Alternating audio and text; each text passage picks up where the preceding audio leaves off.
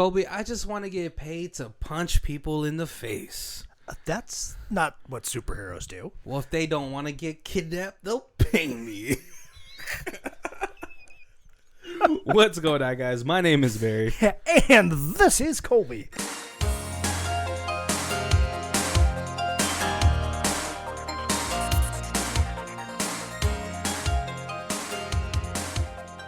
And this is Who Watches This?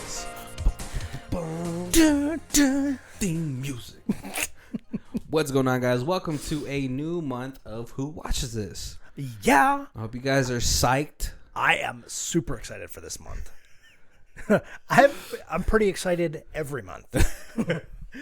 I know, but this month is I feel like it's a little special. Just because, would you consider this a very niche type of movie? Yeah, probably. Yeah, because, I mean, like, what studio wants to take chances on... I mean, before they didn't want to take a chance on a superhero movie. Right. Until Marvel... Until Marvel just proved that superhero movies could make some money. Well, Blade. No, well, the Tim Burton Batman movies. Oh, that's true. Right? Yeah, Superman, Batman. Yeah, the big money guys. But even like the Blade movies were popular, but they weren't... Ooh, Blade was awesome, though. They weren't like blockbusters. It wasn't? Blade wasn't a blockbuster? Nah. Man. But, so, yeah. And so what studio wants to take a chance on a superhero movie with no comics? Right. But we're glad they did, though. Because the next 4 weeks is going to be a lot of just very indie superhero movies. Oh, yeah. And the first movie that we did for the month, it has to be the indiest. I don't know if that's the word. This is the house shark of superhero movies. Yes, but half the time and a lot more entertaining. This movie, I actually just watched. It's on Tubi for free. It is on Tubi. Right? Our friend Tubi. It's also on YouTube. I was surprised. And it's on Amazon. See? There you go. It's on Amazon, but with commercials. Oh. Which is... Well, they're taking the L on that one. And posting it on their site. So they needed to get the ads for it. If you guys don't know what we're talking about, because we barely given you any hints. Right. It's 2016's Spaghettiman. Spaghettiman! Spaghetts. That's what I call it when he throws out those spaghetti those noodles. He's giving these criminals the spaghetts. Yes. Or it also just sounds like diarrhea after eating Italian food. Yes, this is a little bit like Deadpool meets Spider-Man if Spider-Man's superpower was to shoot spaghetti. Well, I mean, okay, so like at first I thought it was legitimately just shooting spaghetti. But he's okay. But you're right. He is like Deadpool, right? Because with the power of spaghetti, because he gets shot and then he heals. What, does he get shot? Because then when the bullet goes through him, just spaghetti comes. Right, it pulls a little spaghetti out with him. It's just spaghetti guts. It's so unnerving, a little bit, like. They could have totally played off the sauce and made it bloody, but no, they didn't even go that route. They were like, nope. Oh, they couldn't afford that much ragu. But they can keep throwing the same spaghetti around. Fun fact, they used 45 pounds of cooked spaghetti in this movie. See, so like you can't, like just imagine that's just spaghetti. They would have to use like maybe 4 to 5, like 40 cases of ragu.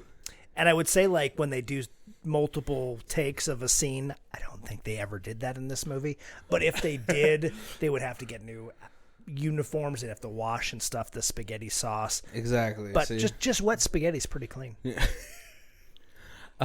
This movie is ridiculous. I still don't understand how he got the spaghetti power. Because he had a defective microwave. And then what? Like he cooked the spaghetti in the microwave, and then he dreamed eat it. Because the spaghetti was still there. No, because while he was asleep, he made multiple bowls of spaghetti. There was no like clear-cut origin for me. I was like, there's no radioactive spaghetti spider that bit him. There is so much radioactivity that comes out of your microwave. Everybody, we didn't know that it was slowly turning us all into superheroes. It was mutating us. Oh no! I feel bad for my future children. They might come out looking like a Simpsons fish. Right. Some people's mutant power is like, look, I've got a bald spot on the left side of my head, but still, it's a mutation. I have a mouth. I can't show you where it's at though. I've grown a third nipple on my back. All right, so we haven't even talked about the movie yet. Okay, so we're gonna get to the movie. The review is pretty clear cut, but I'm gonna try to go over this as much as I can, really, without making it sound super generic. But we start with Carl, who is a pizza delivery man. One of the first things we see is him delivering pizza, him getting paid. But what you should always do, like this young woman did who received her pizza, is check your pizza. Right. And there's 2 slices missing. Which he calls the Pac-Man special. Yeah. And like I understand her anger towards this, but I don't think the right answer is to throw the pizza away. Like the pizza is still perfectly good. Right. Especially after you've paid the delivery driver. Oh no, I'm getting that money back. You can have the pizza. I'm gonna call your company. Be like, no, you guys need to send me a pizza, and you guys gotta give me free pizza because that was gross. Oh yeah. So obviously he gets fired. He goes back home to his friend. Yeah. Dale. Let's call him Dale. I think it is Dale. Oh. And Dale is pretty hefty. He's on the hefty side, but it seems like he's going to the police academy to be a cop. Yes. Dale has a very strong sense of justice, it seems. Right. But you know what they say, the road to hell is paved with good intentions. Oh, yeah. We'll learn that later. But, Dale seems like a really cool friend, super supportive. And you could tell Carl takes advantage of Dale because he's like, Dale tells him, hey, don't worry about it. I'll cover the rent. I got some savings. You could just get me later. And Carl's like, well, just don't expect it right away. You should give me some time, When I get a new job, of course I'm going to pay you back, but don't ask for it right away because, I got to put a little bit in savings. And I got to pay off some bills and stuff. So, I just don't want you to be, pressuring me for the money. Right. You got to give me like 9 months or something. Right. Like, Jesus, this is why you don't room with strangers. But I don't know. They might have been like friends for a long time. It seems like it. Which, that's also kind of iffy. Like, you have to get a roommate that is going to pay on time. Yes. Otherwise, by the end of that lease, you guys aren't friends anymore. Yeah. No, and so, yeah, Dale is like, hey, I'll help you get a job. Don't worry about it. Carl's like, well, I got to take a vacation. I just got to unload. There's just so much on my shoulders right now. You kick that guy out. In a heartbeat, I'm kicking Carl out. But no, it seems like Dale sets him up for a job interview, which he completely bombs. At a call center. Yeah. At a call center. And his resume is like written into like a Sharpie. Yeah. On like a piece of paper that's like torn out of a notepad. It's like one of those notes Ron Swanson used to give to like authorities. He's like, where's your permit? And he gives out one. He's just like, I can do this. But the interviewer is more than like willing to keep the interview going. Yes. Which is also a sign that you shouldn't work there if she's down for that. It's like a joke. We've got a really high turnover rate. Oh, I like pastries. Yeah, the dialogue in here, I thought it was pretty impressive. It's like funny. Yes. Super funny. And if you're not, hopefully you're not expecting like a Marvel movie, you'll super enjoy this movie. But yeah, he obviously he has very psychotic answers for this interviewer, where like even the interviewer's like, you know what, we're okay. He goes home. He makes some very budget spaghetti. Yes. But and it's old spaghetti that he has to dig out of the very back of the fridge. So that's a combo. I mean, you got some spaghetti past its prime, malfunctioning microwave. That's the key to superpowers, kids. Disclaimer: do not eat bad spaghetti that's been overcooked. Yeah. But yeah, so like as he's cooking the spaghetti in the microwave, he does go to sleep. And this is where we see the microwave start to malfunction. Yes. And then all of a sudden he wakes up. Dale's like, dude, you've been asleep for 3 days. This is after he dream eats the spaghetti. Right. And then he's like, what are you talking about? You know? And then he's like, oh, and also, can you throw away that bowl of spaghettis?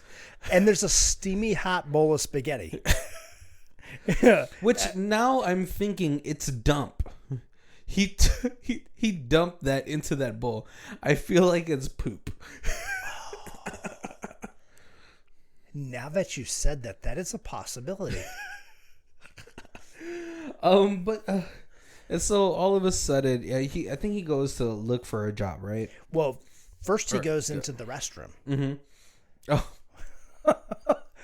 Because he's got the early morning peas. And then he pee-sketties into the toilet.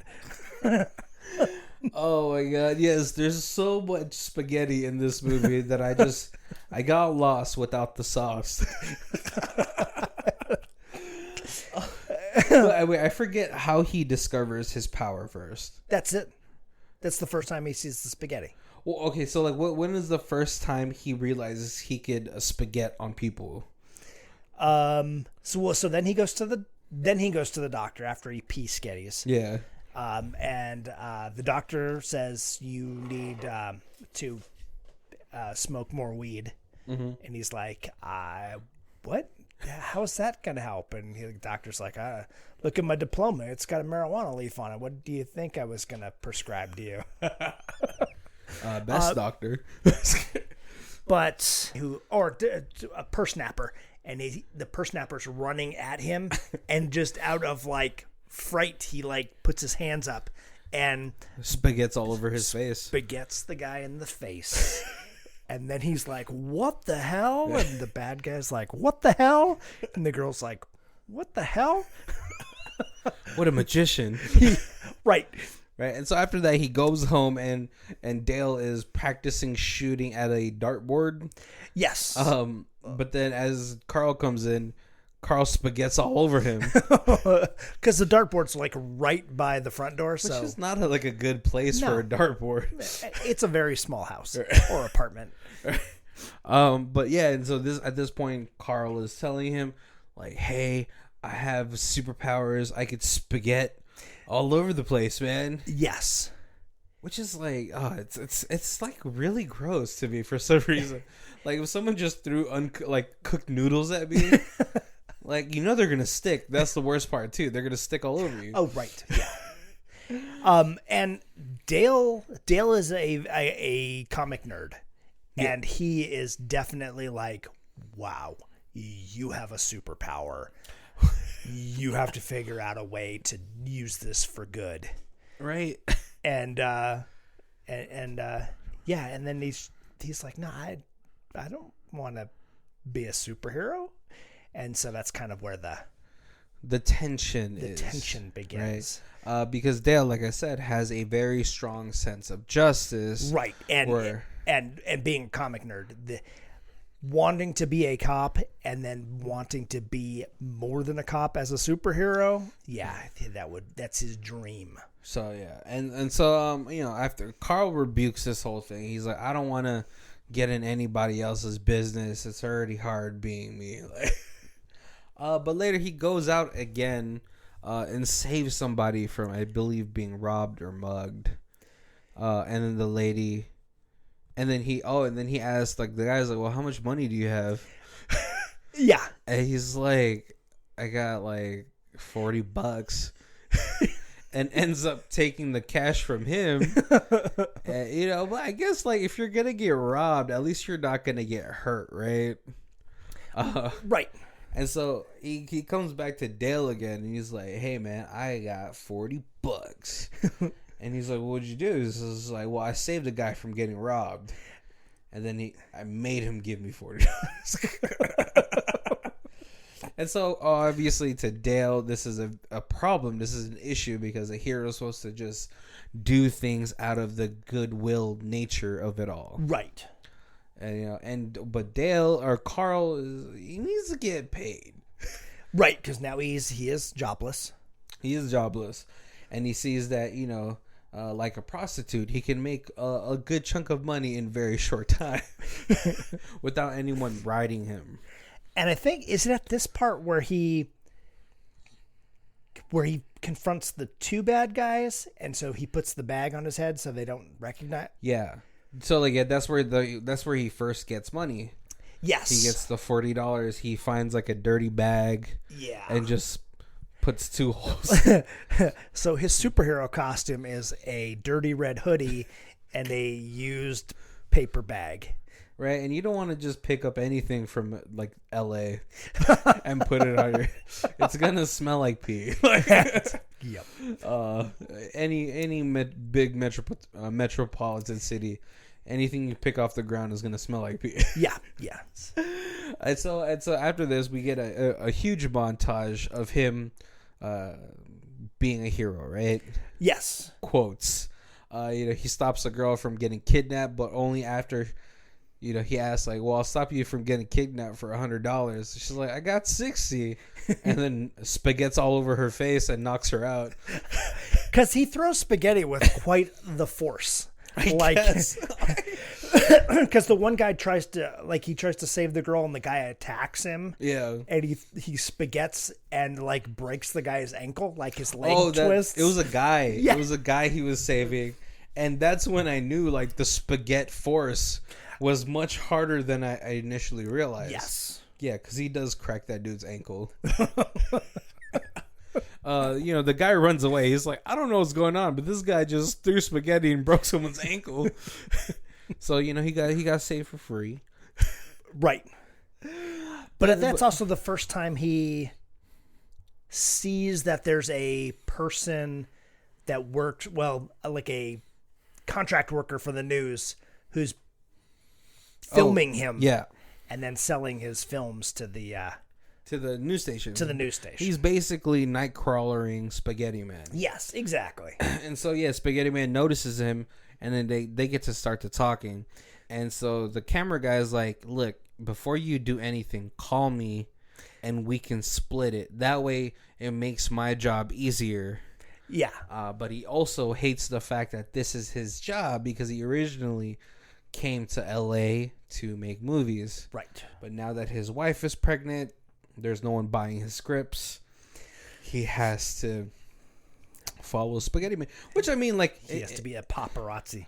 Well, I mean, but then that within itself, you could probably sell that and make a movie about a vigilante who's already caught the attention of like the news. Right. Yeah. Because, they start to report on him like a man in a paper bag throwing spaghetti at people is stopping crime. Right. And so the news guy is like, it's like, you're forcing people to give you money? And he's like, no, I've now put an ad out on Craigslist.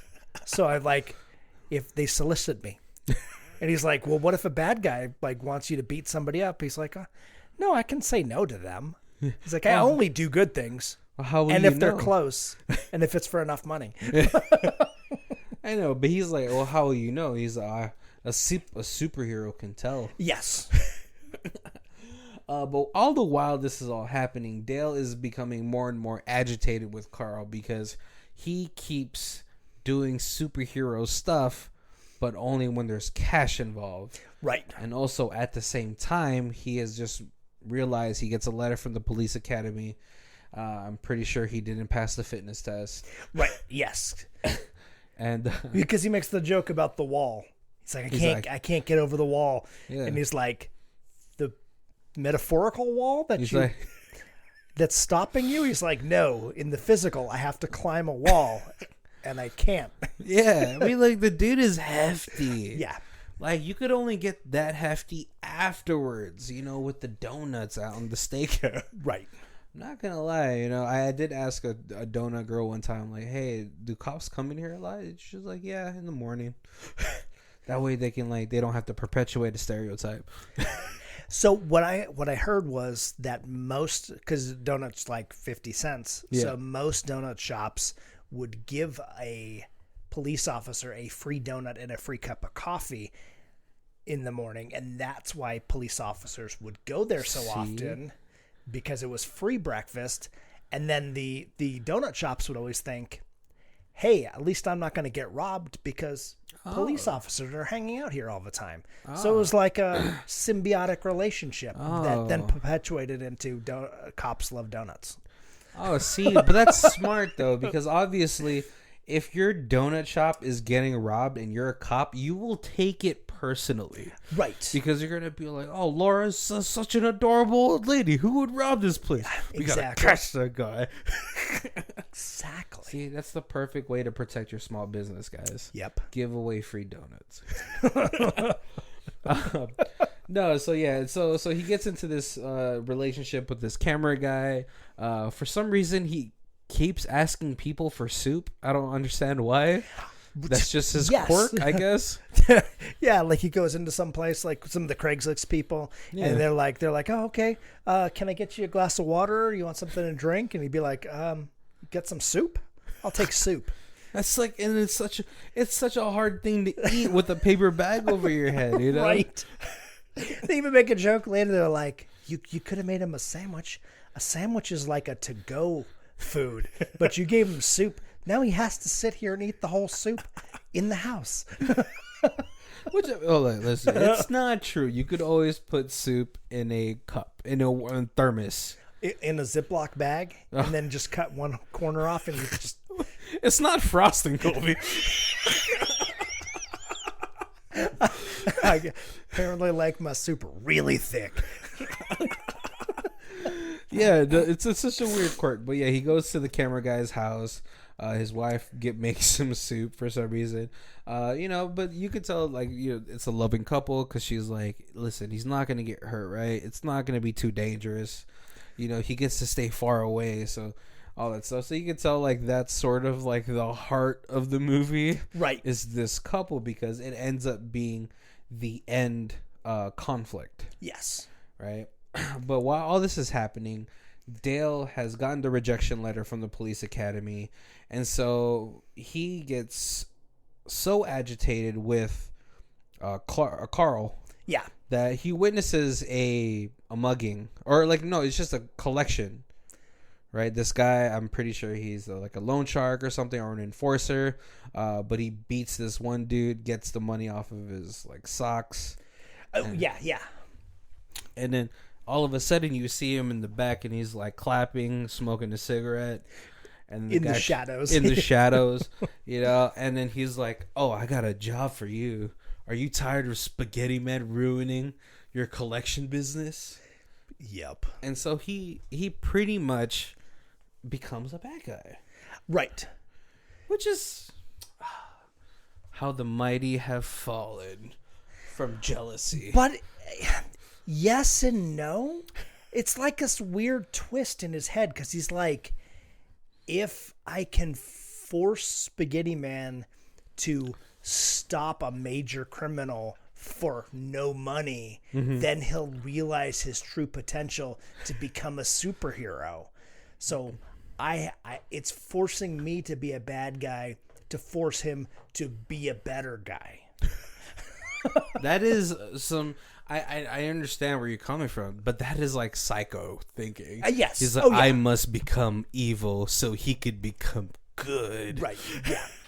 Yeah, so basically he holds tryouts for a goon squad, or something like that. And it seems like it's like normal dudes. Like there's like an actor, right? A guy from Subway, I think, a bricklayer, the ginger. Was that the name in the credits? Ginger. I think so. Yeah, so he wants him to put together this goon squad. It'll be his ultimate like test, right, of being a good guy, right? Yeah. And so at some point, Spaghettiman and the camera guy, they have sort of a falling out. I forgot why, but they fall out of each other. They're like, I guess maybe they just had conflicting ideas. Yeah. Right. Oh no, because Spaghettiman had brought the cameraman home a couple times, and then Dale faked being attacked. Oh yeah. And he wrecked the apartment, and he was like, oh well, I can't do this anymore because I have to protect Dale, and it's your fault because you followed me home, so they must know where I live because you're the only person who's ever seen me without my bag on my head. Oh, so yes. It must be your fault. He of course deflects blame. Yes. Yeah, I'm like, we're gonna warn you right here. Carl is not very likable as a person. Like, if you had him in your life, you would probably move states just to get away from him. Yeah. Like, you'd hang out with him, and then after you were done hanging out with him, you would be like, oh, I remember why I haven't hung out with him for a while. Yeah. Yeah, he's, like, every group has that guy, though. Yeah. It's, like, so weird. But, you're like, oh, man, I hope he doesn't come today. Yeah. Yeah, and so, yeah, he does quit for a while. He takes care of Dale in a very, very odd way. Yeah, because Dale's hurt, so he not hurt that badly. Yeah, but like, it's like, I will hand feed you cereal, and I will bathe you. It's just like, hey man, like, no matter how hurt I am, I don't think you have to bathe me if my feet and legs, or if my legs and my arms still work. Right. And at this point, Dale is just like, every time Spaghettiman tries to help him, he's like, don't you want to put on your mask and go stop the criminals who did this to me and did this to our house? I mean, doesn't it burning inside of you this vengeance to exact justice? And he's like, no, I gave up that life. I'm just going to hang out here with you and make sure you're okay. Right. And that really irritates Dale, because he's like, oh, this was supposed to be the thing that... This is supposed to be the fire that lit the match. Yep. Or, no, hold on. The fire that... the match that lit the fire. There. Yeah. There. I don't know why I always get those type of like idioms like mixed up. Yeah. Every time. Like, it's like the haystack in the needle. But yeah, and so at this point, Dale is like, this is enough. And he figures he could use the camera guy's wife. Yes. And so they go kidnap the camera guy's wife, and they leave. What's it called? I forgot. Do they call? Oh yeah, no. Dale calls Carl, Spaghettiman. Yeah. And he's like, hey man, where are you? And so, oh hey, I have a question. Is the camera guy's wife always this annoying? And that's where they put the two and two together and realize that Dale is the bad guy, right? Just in this whole situation. And so the camera guy's like, we have to go get my wife. She's pregnant. It's my kid, man. And so they go to find the wife. Dale goes into this little martial arts dojo looking thing. But before he gets there, all the guys are like, I'm going to be the one to take out Spaghettiman, But then the main bad guy is like, nah, that's not what you do. This is what you do. Right. And he's pretty jacked. He kind of looks like Darren Criss from Glee. Yeah. Yeah. That's what exactly kind of looks like. But no, Spaghettiman. We get a pretty awesome Spaghettiman fight. Right. He's throwing spaghettis. He's spaghetting all over the place. That's the first time where he does the like let the spaghetti dangle, and then he like uses it like spaghetti nunchucks. Yeah, it's okay. Like when they do these slow like showings of the spaghetti, it's kind of like weird and unsettling to me. Sorry, I did forget. Like earlier in the movie, we did find out that Spaghettiman is immune to piercing damage. Yes. Because earlier we do see him, he's fighting, it's like during one of his first Craigslist ads yes. hit, he gets shot, and then it just goes right through him. Yeah. And so we get here, he takes out most of the henchmen, and he has to fight Darren Criss, who is not Darren Criss, but he looks like Darren Criss. And it's a pretty okay fight, for someone who isn't trained in martial arts, versus someone who is a little bit more trained in martial arts. But Darren Criss is able to get the upper hand. Right. And he just bludgeons Spaghettiman. Yeah, because you can throw spaghetti with, speed and accuracy and a lot of force, but his fighting skills are that of a 35-year-old homeless man. Yeah, like you took his sandwich.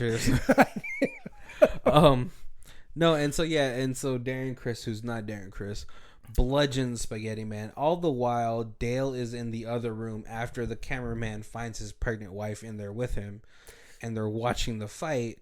And Dale's like, he will become the hero he was meant to be, but steps in after Spaghettiman gets bludgeoned to death and just turns into a pile of spaghetti.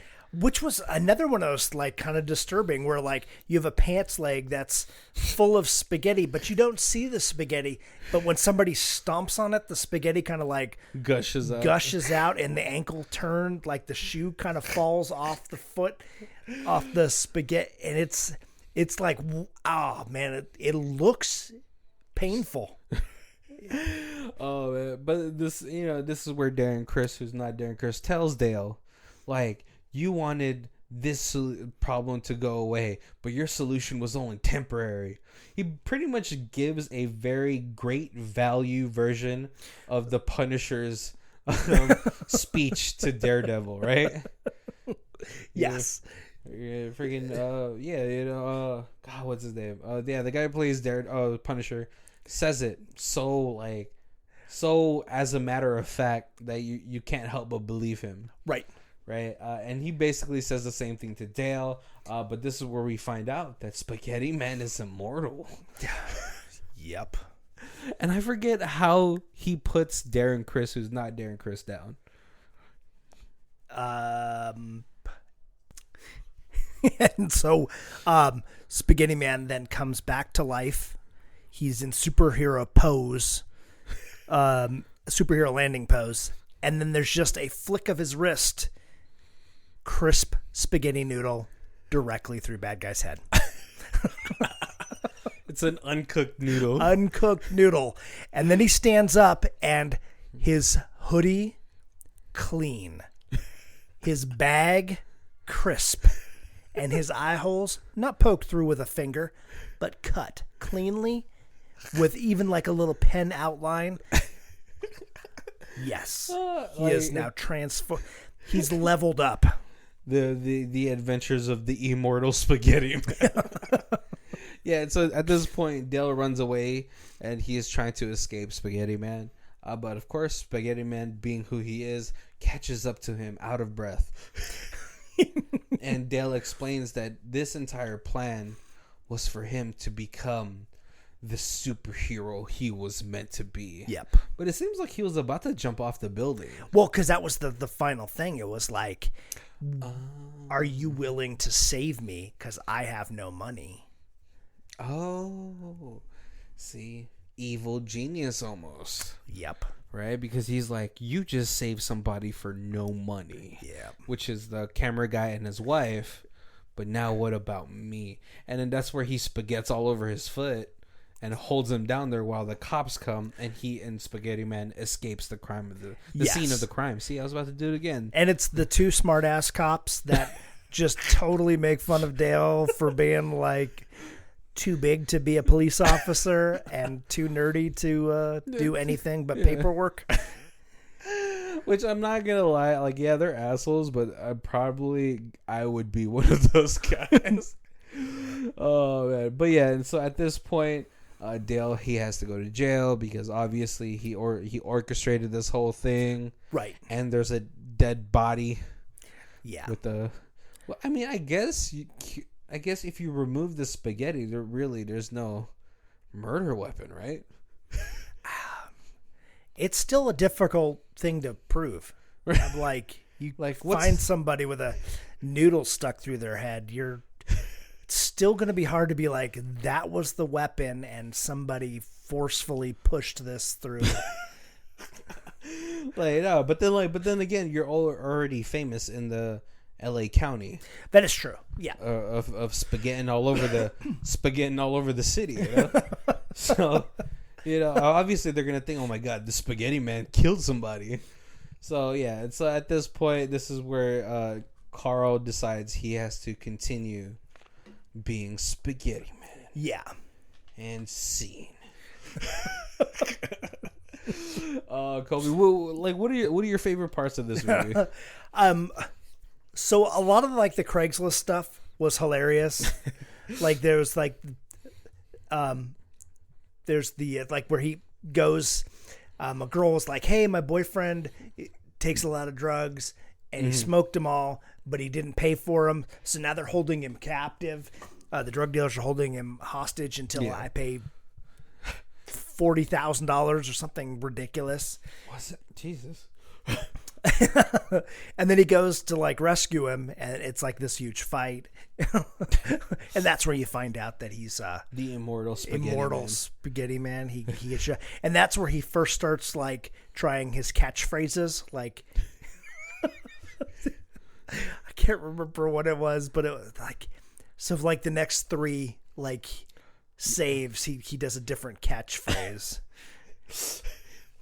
I know, also one of the funniest things too is that whenever he sees homeless people, he keeps giving them cooked spaghetti. Yes. He's like, oh, don't go hungry, young teen. Spaghetti's all over his lap, and he's like, have that. It sounds so gross when you say spaghetti's all over, especially when the first spaghetti you see is pea sketty.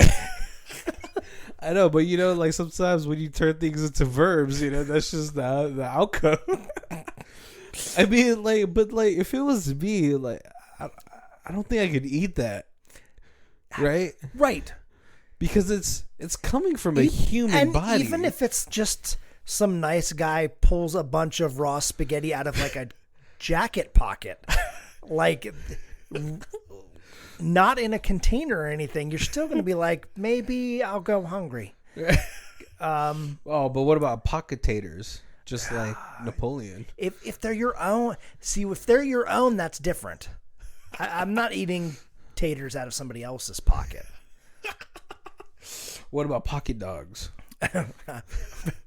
Pretty not eating any unwrapped food out of anybody else's pocket. I mean, they got to be really cute. And see, that's just coming out of a pocket. Now, just imagine if some dude just spaghettied out of his hands. Right. In my head, I would just be like, was that in your sleeve? That might be even worse than out of a pocket. So it's a very strange conundrum that you have. The best part is probably the montage for me of him trying to save people, quotes. Yeah. For money, but also just the dialogue is pretty witty to be. It is. It's well written.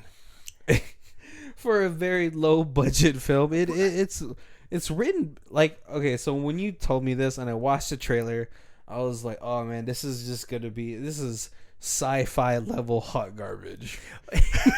but something about the trailer was but I feel like it's gonna be freaking hilarious. Right. It's good. Even it's low budget and it's poorly acted, but it's good to a level where in 2030 you go to the movie theaters and you're like, that movie was amazing. And somebody's like, did you know one of his first movies was called Spaghettiman? And you're like, oh my goodness, that makes so much sense. Right? Yeah. Oh, yeah. It is a nice little warm up to whatever he's gonna come out 10 years later. Right. Except for when I looked, this is his 24th movie. So he's been directing for a little bit. I know, but it's from a studio I've never heard of, Uncorked Media, right, or something like that. So, yeah, wow, 24. See, I want to go to like a film festival, of like an independent film festival, so that like I get a better grasp of some of these small publishers. Yeah. Well, I mean, like with festivals and all that stuff, a lot of them are just really artsy. Right. Yeah, and this, I don't know if this, I guess it would be in here. I don't know. Yeah, like, but I could see this being like winner of 3 awards at the Tonopah Film Festival or whatever. the Wichita Spaghetti Bowl movie festival, something like yeah. I can see it because it is almost. I wouldn't say it's Tucker and Dale funny. Right. But this is just a little bit underneath that. And I feel like this would lose a lot of its charm if they tried to redo it big budget. Oh, yeah. You can't do this big budget. Yeah. I think well, I don't know how big of a budget is it that you need 45 pounds of uncooked spaghetti. That's I don't know. I mean, also, how long? $50 to $100. Yeah. Also, like how, like this movie looks like it was shot in 2 weeks.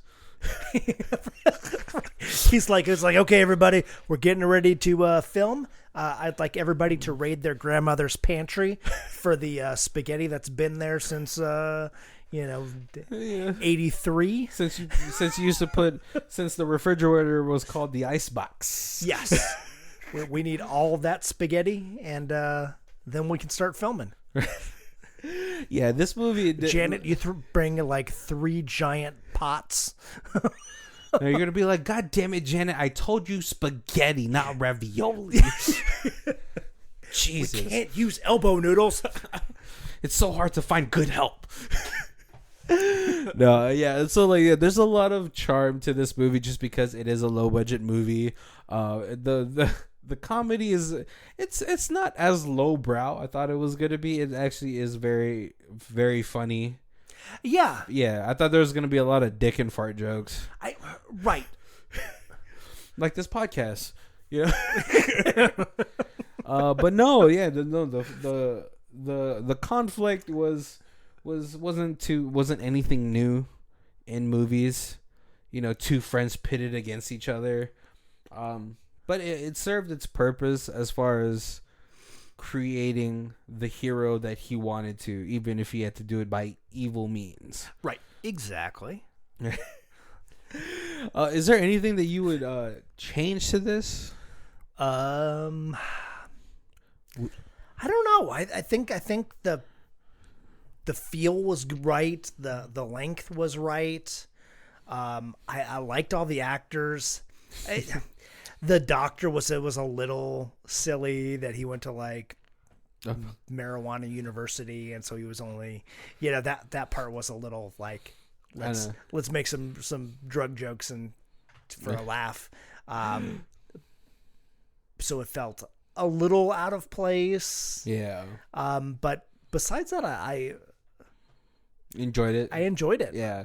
I think it's perfectly timed for being like an hour and 25 minutes. It almost is like a Full House movie, or not Full Moon production movie. Yeah, exactly. Just barely meeting that minimum requirement to be called a movie. Would you want a sequel? Oh, I would love to see a sequel. We get an origin story on what happened to the microwave. Not a direct sequel. You want an origin story for the microwave, or he stops being a superhero and Dale has to like orchestrate more crime from prison, something like that. Well, you wouldn't want to see another mutant like him. Oh, there we go. Yeah, he would definitely have to have a new arch nemesis. You're right. Yeah, but like the only issue I have with it is the only thing that came to mind is like Yakisoba Man, and it was gonna be like a Japanese dude with a terrible Japanese accent. Yes. or like what's it called? Like it would just be like, I don't know why only Asian stuff is going low man. And then in his Japanese sidekick, raw man.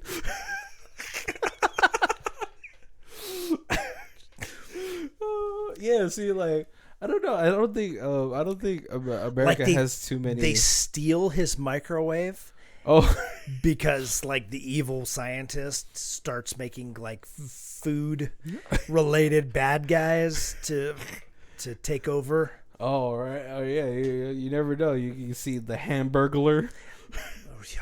Well, I guess they can't use that because McDonald's will crush you. Yeah, that's true. Yeah, with like not even the wallet, but like the pocket change.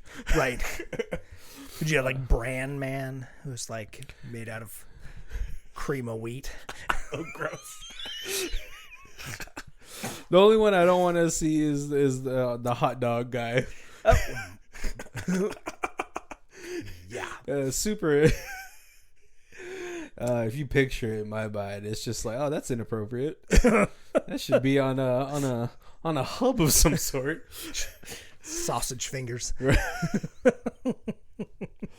or no, his what's it called? Since it's in LA, there's gonna be a gang called the Burritos, where all the gang members have burritos for toes.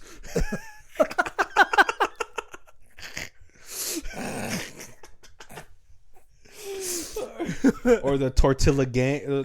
The Tortilla Gang. Oh no, the Torla. No, see, I lost it. It's in my head. I can't make it come out. Yeah. Oh, but yeah, there's it could totally. I mean, there's the anime called Food Wars, or well, no, not Fighting Food On, where it was literally just food that like were fighting. Like I think the main character was fried rice. It was like a kung fu artist. Yeah, but I think there's so much room for a sequel for this movie. Yeah. So many places you can go. Oh, man. This would be great. There's like a French gang. It's like the croissants. If I was... See, if I would have invested in GameStop stock, I could be a billionaire right now, and then I would be like, finance. Hey, here's $1 million. Sequel it up. It'll be like that episode of Parks and Rec where Tom Haverford gets a painting that's abstract, and at the end of the episode, he keeps telling the guy to make more art. He's like, make more art. Jesus, look at this, it's so beautiful. And if I was gonna be in this, I would be like a part of the Filipino gang, the Lumpia Shanghais, and that's where I just shoot lumpia out of my like fingers, like the freaking Dragon Zord from Power Rangers.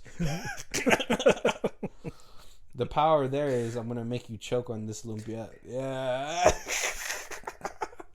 What would you? Yeah, I guess would yours be just the cheese? I probably have to be cheese. Would you guys be? Would you want to be called Kobe, or would you want to be a part of the game, the Monterey Jacks? That sounds like a team. It does. It does. And it's spicy, so it's a little bit deadly. So if you shred some cheese in someone's eyes, but like, where would it come from? See, would you just shoot like spaghetti? Would you just cheese on people? I guess I'd be like shooting like with your queso fire cannon. See, it's weird. Like, we need to know the physics of this Spaghettiman world, right? So we can really create these arch nemesis for the sequel. And I feel like Soup Boy would have to be his sidekick. Oh, right, because he loves soups. No, but then he might try to eat the. Oh, gross. There you go. So like his sidekick is like he doesn't ever let him do any crime fighting, but he's like always like, hey, make me some soup, I'm hungry. Gross. all I can picture is the Homer Simpson's Treehouse of Horror, where Homer his head becomes a donut and he keeps eating himself. Oh man, The Simpsons have shaped so many lives. It has in my generation, and yours too, right? Yeah. All right. Yeah, I was in junior high when it started. Oh, on the what show was that? The talk show? Oh, Tracy Ullman show. Tracy Ullman show. Yeah, that's where it first came out, right? Yep. Yeah, it's old, man. That show's still. Oh no, that show finally ended. It's a great run for Matt Groening. Right? It's a lot of money. long time that show was going. Like 25, 28, 30 years, something like that. It's crazy. Congratulations, Matt Groening. This show's not about you, though. We're reaching our hour mark. If this is the first time you guys are joining us, thank you for joining the show. Hope you guys download and enjoy the show at your leisure. But if this is the first time you're joining the show, we do our reviews in 4 sections. We have stream it, DVD it, Blu-ray it, and Ultimate Box Collection. Colby, where are you at? I don't know how we Ultimate Box Collection this. I don't know what comes with it. Well, he has 24 more movies. Yes. I think that's it. You just get the director special. I mean, I think they could all fit in one Blu-ray. A box that looks like a box of dried spaghetti. Oh, it's like the Barilla box. Yeah. But yeah, Kobe, where are you at for this one? I definitely am adding this to my collection. I don't even know if this would does it have a physical copy? That's the question. I don't know if it would be on Blu-ray. Yeah. This definitely I could find it like a DVD of this. I would. You would buy it. Yeah. Yeah, I'm the same here. I think the movie is funny enough to show other people, and of course, like just watch their face as we watch the movie. Yes. That's one of our biggest joys, is just showing people the movie, and then watching them love the things that you love. Right, or hate them, and just see the disgust on their face. That's like a Human Centipede. You're like, make people watch that. You're like, oh, this is good. Watch this. And you just sit and watch them watching it. Yeah, you could slowly watch the trust wash away from their face. Like, I will never trust you ever. Okay, so funny story. Also, yeah, so as you know, Colby DVD, me DVD, only because this is an indie film, and we're not even sure if this actually has a physical copy because it's so low budget. Right. But a funny story, when I used to work at the UPS store, my driver was like, he had been the guy picking up for years, right? And so he asked me like, hey, what's a good movie? And I told him, I was like, oh dude, Baby. It was this low budget Vietnamese gang movie, but it was probably like it's like a really bad movie. But there's a sequence in there where this teenage gang goes and on a murder spree. And the only reason I recommended that movie, right, is because in that scene, the guy with the bowl cut and the super thick glasses assassinates another guy at a pho shop, and then he ends up just drowning in pho. And after he watched that movie, he came back to the store and he told me, I am never trusting you with the movie ever again. My wife was so mad we watched that movie. I've had a few people do that for me as well, where I've like recommended, and sometimes it's like it'll take like 3 movies. Yeah. And after like the 3rd one, they'll just be like, don't recommend movies to me anymore. That was terrible. No, I can't. How does that movie even get made? And you made me watch it. And then you just tell them it's like The Ring. Now you have to make somebody watch it in the next 30 days, or you'll die. Yeah, but like, I think for people, we all have to just find small little charms in movies. That way you enjoy them, because these movies aren't even that serious. And like, at some point, the movie's not going to be for you after the first 20 minutes. Right. But now you're hooked. Now you have to watch it through because you already put 20 minutes in. For some reason, like 3 funny lines in a movie is enough, or one 3-minute fight scene in a $40,000 movie, it makes that movie fantastic. But you like mess up one line, or you have one bad actor in a $100 million movie, and I'm like, that's crap. How did that guy get in there? Ruin the whole movie. Well, yeah, because your expectations is so much higher, right? Right. Yeah. That's like super unfortunate when you have like this huge blockbuster movie, and there's just one guy or one like girl who just like completely shits the bed. Yeah. But like, when you're watching a movie that costs $100,000 to make, you're like, oh, there's shit everywhere. But there's a clean spot right there. That is the perfect analogy. Yes. Yeah. See, so like if you guys have at some point you're gonna run out of like these really good movies to watch. Yes. And so you should take our movie list and just run through them. Right. And you're gonna fall in love with it anyway. We personally guarantee that you'll enjoy every movie we reviewed. Exactly. So, our money back guarantee. We will pay you back for the cost it cost you to listen to this podcast. If you're listening to it on a free station. All right, guys. Well, thank you guys for joining us. As you can tell on the show notes, we have our Amazon affiliate links down there. If you guys want to help support us, please give those a click. It doesn't take anything, and you guys are going to shop on Amazon anyway. Right. We're all still quarantined, so yeah. Yeah.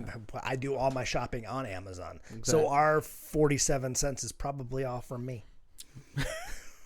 But yeah, and so and also just hit us with a review. Yeah, like us, share us, tell your friends about us. We should make some T-shirts so that way you can sport our look. We haven't yet, but we will. Right. Eventually, probably. Or like hopefully try to make a pop Funko of some popcorn. I don't know. There we go. Yeah. But yeah, we certainly would love to hear what you think about us, what you like, what you hate. Give us suggestions on movies, on themes. Yep.